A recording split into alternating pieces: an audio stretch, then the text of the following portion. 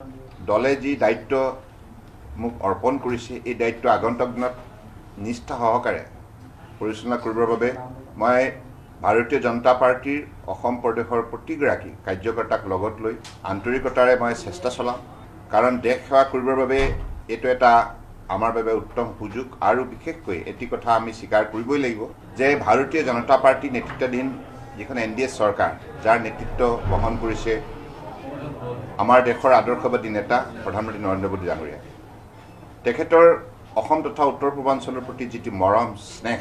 যিটো আন্তৰিকতা আছে যোৱা 8 বছৰ প্ৰতিটো সিদ্ধান্তই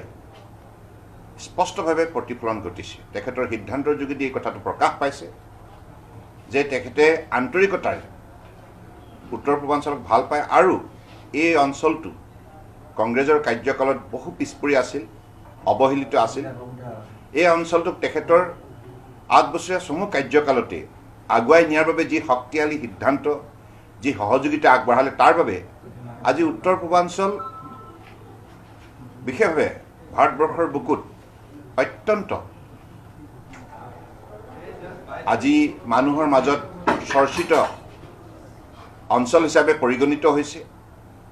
উন্নয়নৰ ক্ষেত্ৰতো অসম তথা উত্তৰ পূৰ্বাঞ্চলে দুপে আগুৱাই যাবলৈ সক্ষম হৈছে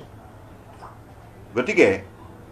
এই অভাজনক ভাৰতীয় জনতা পাৰ্টিয়ে যি দায়িত্ব অৰ্পণ কৰিছে এই দায়িত্বৰ অন্তৰালতো মাননীয় প্ৰধানমন্ত্ৰী নৰেন্দ্ৰ মোদী ডাঙৰীয়াৰ লগতে ৰাষ্ট্ৰীয় অধ্যক্ষ JP নাড্ডা ডাঙৰীয়া আৰু জ্যেষ্ঠ নেতাসকলৰ যি আন্তৰিকতা উত্তৰ পূৰ্বাঞ্চলৰ প্ৰতি আছে সেই কথাখিনি স্পষ্টভাৱে প্ৰকাশ পাইছে